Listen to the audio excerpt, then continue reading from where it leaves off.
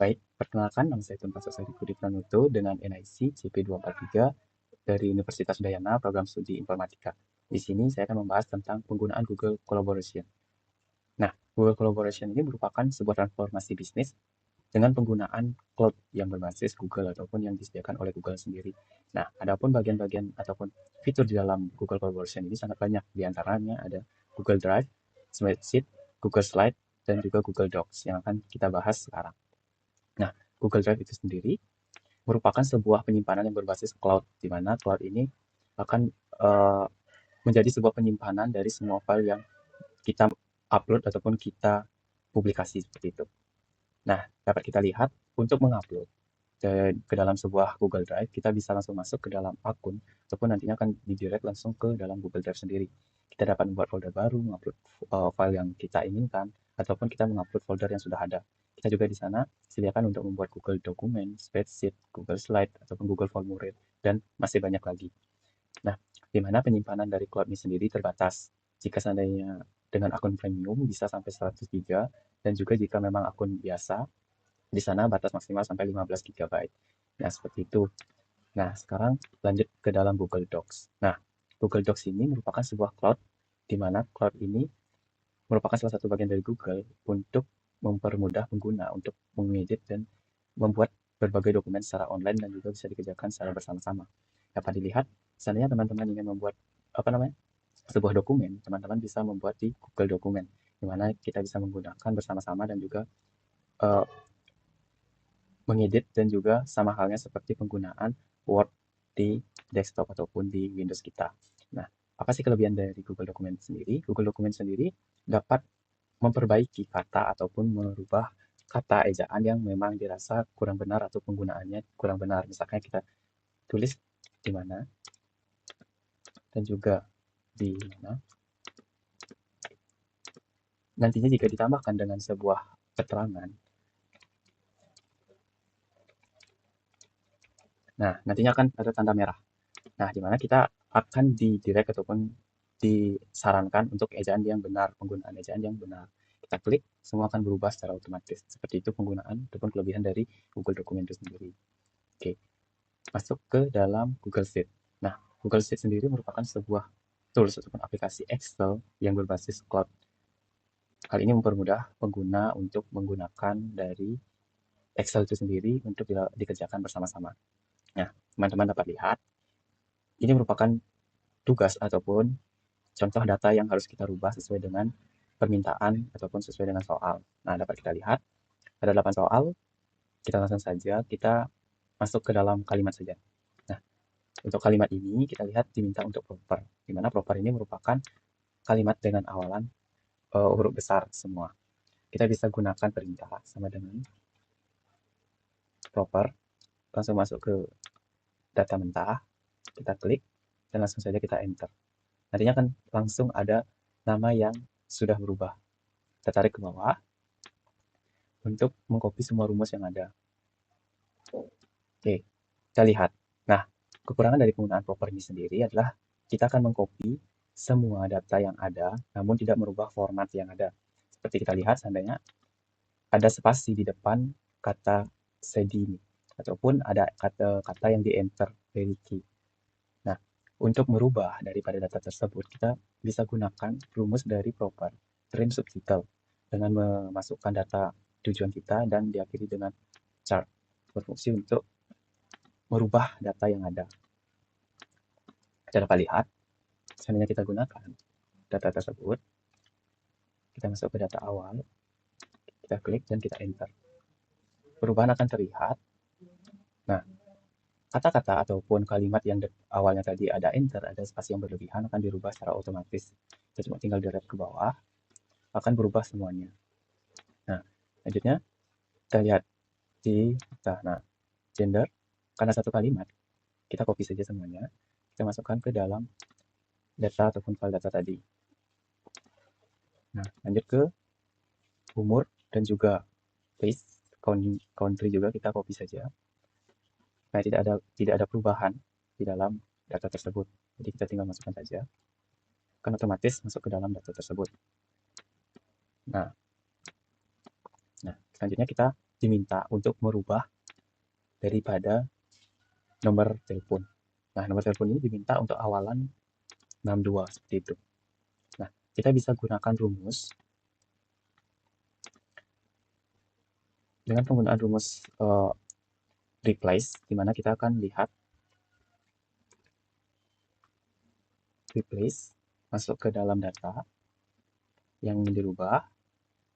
Selanjutnya kita isi dengan koma 1 1. Nah, teks baru kita gunakan 62. Kita enter. Nah, otomatis semua data akan diawali dengan 62. Kita bisa drag ke bawah. Nah, ini data 62 ini kan dirubah, yang awalan 0 ataupun awalan 8 akan dirubah menjadi 2. Itu merupakan penggunaan replace. Namun kekurangan penggunaan replace ini, walaupun jika seandainya ada data yang tadi saya lihat di data raw, sudah ada 6281. Nah, otomatis 6281 ini akan berubah menjadi 62281. Kita cocokkan.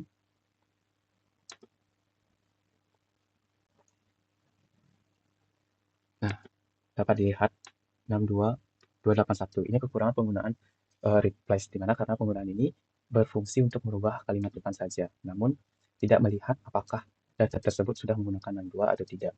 Nah, dengan hal tersebut kita bisa gunakan rumus sama dengan if dalam kurung live, di mana data tersebut ditempatkan 1, yaitu merupakan sama dengan 0.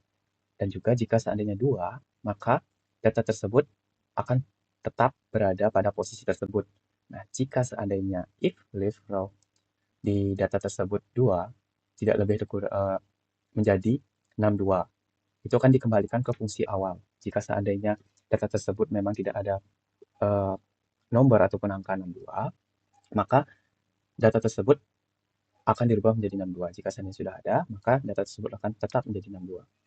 Nah, teman-teman bisa lihat, jika seandainya kita rubah, nah, kita sesuaikan dengan kolom yang sudah ada ataupun data yang sudah ada, kita tinggal enter. Kita tinggal tarik ke bawah. Nah, nomor ini akan berubah. Kita coba lihat. Yang tadi awalnya 62281 menjadi 6281 yang akan mengikuti data yang di awal tadi. Itu tidak akan merubah dari format ataupun dari nomor yang dimiliki. Nah, kita bisa gunakan untuk semua data yang kita miliki seperti itu. Kita tinggal tarik ke bawah.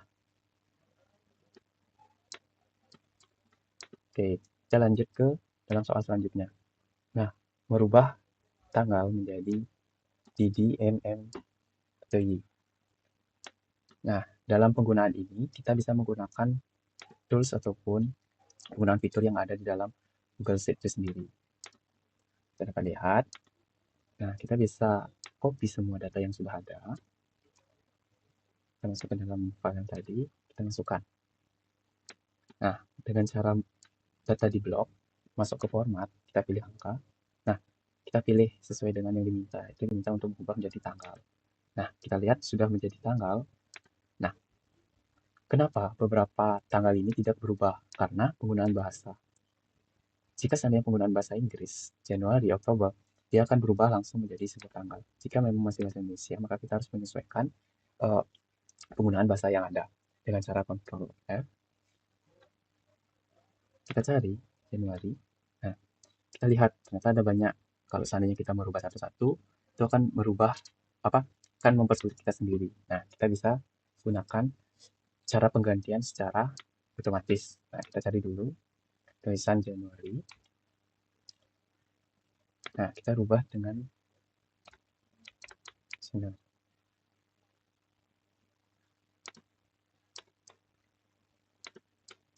Oke, kita pilih ganti semua. Oke, kan otomatis berubah. Sama halnya juga dengan penulisan dan Oktober. Lalu kita rubah jadi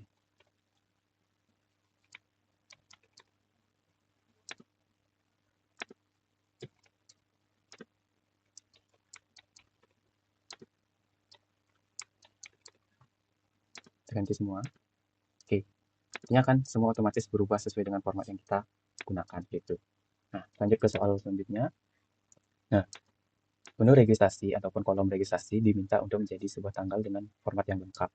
Oke, kita lihat pada data mentah, ini datanya masih dalam bentuk data angka yang belum tahu bagaimana ataupun pasti maksudnya dari penggunaan data tersebut. Oleh karena itu, kita diminta untuk merubah data tersebut untuk menjadi sebuah tanggal. Sama halnya kita masuk ke dalam format angka, kita gunakan tanggal dan waktu. Oke, otomatis akan berubah menjadi tanggalnya dan waktu dari pengiriman ataupun penginputan data tersebut. Nah, masuk ke salary. Nah, dalam penggunaan salary ini, kita bisa copy semua ataupun copy satu-satu kolom. Itu kita masuk ke dalam ini, kita paste. Nah, apa yang diminta? Salary dirubah menjadi dolar. Nah, dalam penggunaan ini, kita bisa gunakan tools yang ada. Sama halnya seperti tadi merubah format tanggal, kita blok semua, kita masuk ke format, ubah, dan kita gunakan US. Ataupun mungkin teman-teman jika memang masih kendala, kita bisa klik uang mata uang khusus, kita pilih US dollar, kita tuh banyak, mungkin ada yang pakai dari Amerika, ada yang menggunakan dari uh, penggunaan dari nah Taiwan baru, dolar Liberia, sangat banyak. Nah, kita gunakan dolar yang memang uh, apa namanya yang umum digunakan. Jadi dolar Amerika Serikat kita gunakan, kita terapkan. Oke. Nah, nantinya akan berubah secara otomatis. Hal ini juga kita terapkan hal yang sama. Namun, jika kita menggunakan penerapan yang sama, data seperti error ataupun data kosong, dia tidak akan berubah ataupun data tersebut akan tetap error seperti itu. Nah, langkah yang kita gunakan, kita bisa gunakan penggunaan dari pada rumus. Nah, kita juga bisa gunakan rumus mudah dengan cara sama dengan kita klik your salary, kita bagi di 12. Dia akan otomatis juga masuk ke dalam rumus ataupun akan merubah semua format. Ataupun mungkin teman-teman jika ingin menggunakan rumus yang saya gunakan, if in number masuk ke dalam kolom ataupun for objek yang kita inginkan, lalu dibagi 12 dan 0. Kenapa? Ini merupakan rumus jika data tersebut kosong, maka akan diisi dengan 16 ataupun jika seandainya data tersebut sudah terisi, maka data tersebut akan tetap berada pada ataupun format penomoran yang sudah ada ataupun nilai dari angka mata rupiah yang ada. Kita coba gunakan rumus yang sudah ada. Kita tinggal masukkan saja ke sini, paste. Nah, kita bisa rubah dari objek yang kita gunakan. Nah, sesuaikan dengan objek teman-teman. Oke, kita enter, maka hasilnya hampir sama juga. Sebenarnya sama, namun mungkin untuk data yang lebih banyak akan lebih baik menggunakan if in number. Itu. Nah, dapat dilihat juga soal selanjutnya itu di mana tipe ataupun font color, size color yang harus dirubah sesuai dengan permintaan ataupun sesuai dengan soal yang diminta seperti itu. Nah, kita langsung saja ke dalam data yang sudah kita rubah tadi. Kita tinggal blok semua ataupun semua data yang sudah ada. Kita blok dan juga kita pilih font yang ada. Kita diminta untuk font Arial, kita gunakan font Arial. Oke, dan juga dengan ukuran font 11. Nah, untuk merubah tulisan juga sama, kita lihat tulisnya, kita gunakan warna black, dan juga untuk menghilangkan warna hijau, warna biru ini, kita bisa masuk ke dalam color ini, kita gunakan reset agar merubah semua color. Nah, untuk memperjelas dari tampilan kolom, kita bisa gunakan garis batas seperti ini untuk memperlihatkan kolom-kolom yang ada. Nah, kita dapat lihat ada data ataupun format yang dicetak tebal. Kita bisa gunakan apa namanya penggunaan black bold ataupun font bold ini untuk merubah data kembali menjadi data normal seperti itu. Oke, itu untuk penggunaan Google Sheet. Kita masuk ke dalam Google Slide. Nah, Google Slide ini merupakan sebuah tools ataupun Google berbasis cloud untuk membuat sebuah presentasi ataupun PPT. Hal ini sama juga penggunaannya seperti penggunaan PPT di apa namanya di Word di Office ataupun di penggunaan di laptop. Nah, tampilan daripada Google Google Slide ini sendiri seperti pada gambar, teman-teman bisa langsung menginput ataupun membuat sendiri desain daripada penggunaan ataupun template dari PPT itu sendiri. Nah, di sini banyak terdapat fitur seperti file, import slide, dan juga edit tampilan. Masih banyak lagi penggunaan-penggunaan fitur yang ada di Google Slide itu sendiri. Oke,